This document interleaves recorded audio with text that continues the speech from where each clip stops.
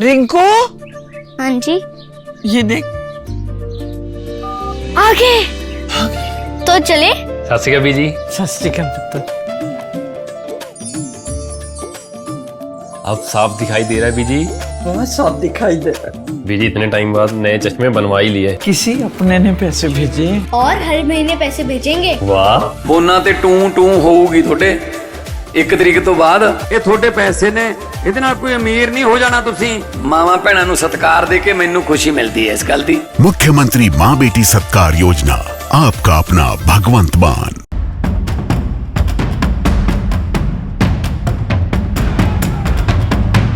पिछले 12 सालों में जो नहीं हुआ वो इन छात्रों के जरिए मोदी सरकार को करना पड़ा।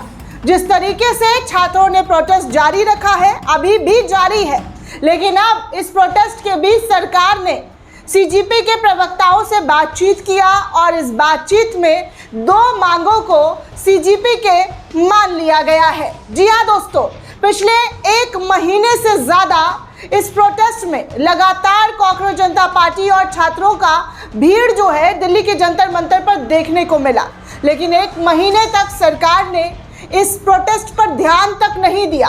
लेकिन जैसे ही छात्र उग्र हुए, छात्रों ने संसद भवन को घेरने का ऐलान किया और संसद भवन तक पहुंच गए, जिसके बाद मोदी को आनन फानन में संसद भवन के तमाम दरवाजों को बंद करना पड़ा।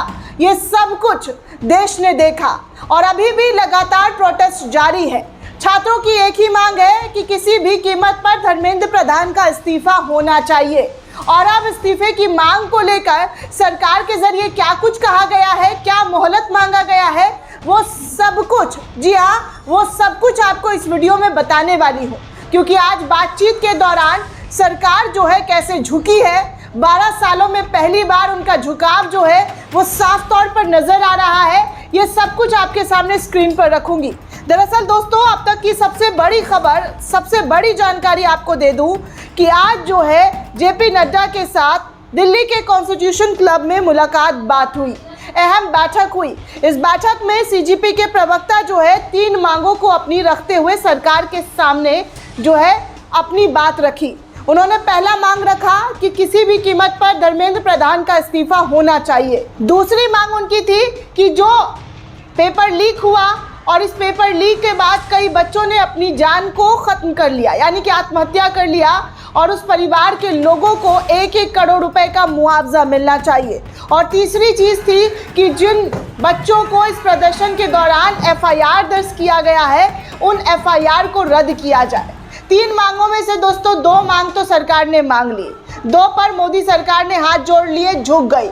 लेकिन तीसरी मांग धर्मेंद्र प्रधान के इस्तीफे की, तो अगले 24 घंटे के अंदर हो सकता है कि धर्मेंद्र प्रधान का इस्तीफा लिया जाएगा, क्योंकि पहली बार होगा दोस्तों अगर ऐसा मोदी कैबिनेट में देखने को मिलेगा। जो कहती थी कि इस्तीफे नहीं हुआ करते, और नहीं हुआ है दोस्तों, लोगों की जानें गई हैं, तब भी इस्तीफा नहीं हुआ है। वो तो इस बार छात्रों ने, जेनजीओ ने सड़कों पर उतरकर प्रोटेस्ट किया तो इनकी आंखें खुली हैं, इनकी बात कुर्सी तक पहुंच गई, तब इनकी आंखें और इनका पूरा का पूरा सिस्टम जो है वो जागा है। क्योंकि जिस तरीके से जनता की बातों को इस सरकार में हमेशा इग्नोर किया गया, अपनी धुन में ये सरकार चलती रही, आज उनको अपना धुन, अपनी चाल, अपना ट्रैक सब कुछ बदलना पड़ा, क्योंकि 24 घंटे का मोहलत जेपी नड्डा के जरिए मांगा गया है। दरअसल दोस्तों आपको बता दूं, इस बैठक में केंद्र सरकार की तरफ से केंद्रीय मंत्री जेपी नड्डा और जितेंद्र सिंह शामिल हुए, जबकि सीजीपी की तरफ से पार्टी के राष्ट्रीय प्रवक्ता आशुतोष रांका और मुख्य प्रवक्ता सौरभ दास शामिल हुए। बैठक के बाद सीजीपी की तरफ से बताया जा रहा है कि सरकार के साथ उनकी 10 मिनट की बात हुई और हमने 3 प्रमुख मांगे रखी, जिसमें से सरकार ने 2 मांगों पर विचार का भरोसा दिया है। वहीं धर्मेंद्र प्रधान के इस्तीफे की मांग को लेकर कल तक का वक्त मांगा गया है। बैठक की जानकारी देते हुए सीजीपी नेता आशुतोष रांका ने बताया कि हमने पहली मांगों के तहत धर्मेंद्र प्रधान से इस्तीफा लेने या उन्हें मंत्रिमंडल से बाहर करने की मांग की है। दूसरी मांग के तहत जान देने वाले छात्रों को 1-1 करोड़ रुपए का मुआवजा देने की बात कही है। वहीं तीसरी मांग के तहत सीजीपी ने प्रदर्शनकारियों के खिलाफ एफआईआर रद्द करने की मांग की है। सरकार के प्रतिनिधियों के साथ बैठक के बाद कॉकरोच जनता पार्टी के राष्ट्रीय प्रवक्ता आशुतोष रांका ने कहा कि सरकार ने धर्मेंद्र प्रधान के इस्तीफे की हमारी मांग को कल दोपहर तक का समय मांगा है। हमें उम्मीद है कि सरकार उन्हें जल्द ही अपने मंत्रिमंडल कैबिनेट से हटाएगी या इस्तीफा लेगी। सरकार ने मुआवजे में नीट की तैयारी करने वाले उन छात्रों के परिवार के लिए जिन्होंने आत्महत्या की है और छात्रों के खिलाफ एफआईआर और कानूनी मामले वापस लेने की मांगों को सैद्धांतिक मंजूरी दी है। बैठक की जो तस्वीरें सामने आई है दोस्तों, उसमें सीजीपी के दोनों प्रतिनिधि केंद्रीय मंत्री को एक पत्र सौंपते हुए नजर आ रहे हैं। आप स्क्रीन पर देख सकते हैं।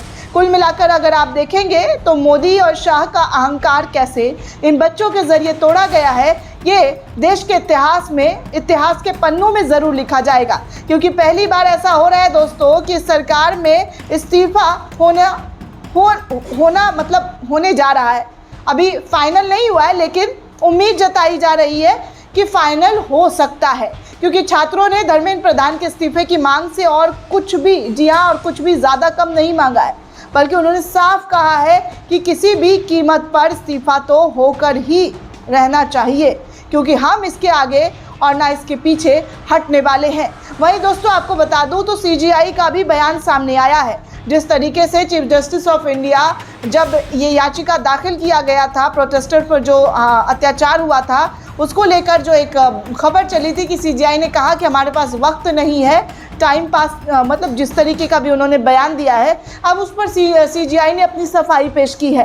भारत के chief justice of India Suryakant ने छात्र प्रदर्शनकारियों पर पुलिस कार्रवाई के खिलाफ दाखिल याचिका को लिस्टेड करने से इनकार करने की मीडिया रिपोर्टों को पूरी तरीके से खंडन किया है। खुली अदालत में सीजीआई ने इन रिपोर्टों को पूरी तरीके से झूठा और मीडिया के रवैये को लापरवाह और गैर जिम्मेदाराना करार दिया है। सीजीआई सूर्यकांत ने साफ किया है कि इस मुद्दे पर सुप्रीम कोर्ट में कोई भी औपचारिक रिट याचिका दाखिल नहीं की गई थी, बल्कि केवल एक वकील द्वारा एक पत्र प्रतिनिधित्व भेजा गया था। सीनियर एडवोकेट शोएब आलम के एक अन्य मामले को लिस्टेड कराने के दौरान सीजीआई ने इस भ्रम पर नाराजगी जताई और कहा कि मीडिया रिपोर्टिंग पर सवाल उठाते हुए टिप्पणी की कि पिछले 2 दिनों से ये बिल्कुल झूठी बात कही जा रही है कि मामला दाखिल हुआ था और मीडिया अपनी सभी जिम्मेदारियों से मुक्त होकर झूठी रिपोर्टिंग कर रही है। सीजीआई ने मामले की लिस्टेड करने से इनकार किया है। ये सब कुछ सरासर झूठ है। उस दिन सुबह 10 बजे से एक भी पन्ना फाइल जो है इस मामले को लेकर नहीं किया गया था। ये सिर्फ एक प्रतिनिधित्व था जो किसी मिश्रा या किसी अन्य द्वारा भेजा गया था। मैं किसी प्रतिनिधित्व को रिट याचिका कैसे मान सकता हूँ? और लोग बिना सोचे समझे इसकी रिपोर्टिंग करने लगे और मेरे खिलाफ गलत स्टेटमेंट जो है लोगों के सामने डाल दिया। अदालत ने स्पष्ट किया कि जब तक नियमों के तहत औपचारिक रूप से कोई भी रिट याचिका दाखिल नहीं की जाती है, तब तक किसी को, जी हाँ, किसी के भेजे गए पत्र को लेकर, रिट याचिका को लेकर हम सुनवाई कैसे कर सकते हैं और इस मामले की लिस्टिंग कैसे कर सकते हैं। इससे पहले लाइव लॉ के रिपोर्ट के मुताबिक 22 जुलाई 2026 को वकील नरेंद्र मिश्रा ने दिल्ली के जंतर मंतर पर छात्रों के साथ जो बदसलूकी हुई, पुलिस के जरिए जो बर्बरता की गई थी, उसके खिलाफ मौखिक रूप से एक रिट याचिका दाखिल किया था और सीजीआई के समक्ष किया था और इस पर तुरंत कार्रवाई करने की मांग की थी, यानी कि तुरंत सुनवाई करने की मांग की थी। और उस समय मौखिक उल्लेख के दौरान सीजीआई सूर्यकांत की पीठ ने फौरन सुनवाई करने से मना कर दिया था और उन्होंने कहा था कि हमारा समय बर्बाद ना किया जाए, अपना समय जो है आप बर्बाद ना करें। जबकि वकील ने कहा कि उनके पास कार्रवाई के वीडियो और साक्ष्य सब कुछ मौजूद है, तो पीठ ने कहा हमें वीडियो में कोई दिलचस्पी नहीं है, हमारे पास देखने का भी समय नहीं है, जिसके बाद अब सीजीआई को अपनी सफाई पेश करनी पड़ी। वहीं दूसरी तरफ दोस्तों, दिल्ली के जंतर मंतर पर वो सब होने जा रहा है जो आज से पहले मोदी सरकार ने कभी सोचा नहीं था कि उनके खिलाफ इतनी भारी बगावत, जी हाँ, बगावत इख्तियार कर ली जाएगी। अब ये वीडियो देखिए दोस्तों। इस वीडियो में आप साफ तौर पर देख सकते हैं कि उत्तराखंड के एक सिपाही शेर सिंह ने जंतर मंतर पहुंचकर सरकार के मुंह पर इस्तीफा मारा और अभिजीत दिपके के हाथ में थमा दिया। वो छात्रों के प्रोटेस्ट को अपना खुलकर समर्थन देने आए हैं। मतलब कुल मिलाकर आप देख सकते हैं कि अब पुलिस वालों का भी ज़मीर जाग रहा है। जिस तरीके से बच्चों के साथ बर्बरता हुई है, उसके बाद पुलिस वाले भी इस बर्बरता को गलत ठहराते हुए साफ तौर पर सरकार के खिलाफ मुखालफत करते हुए नजर आ रहे हैं। दोस्तों, ये पूरी रिपोर्ट आपको कैसी लगी हमें कमेंट करके ज़रूर बताइएगा। साथ ही साथ चैनल को ज़्यादा से ज़्यादा लाइक, शेयर और सब्सक्राइब करना बिल्कुल भी ना भूलें। शुक्रिया दोस्तों।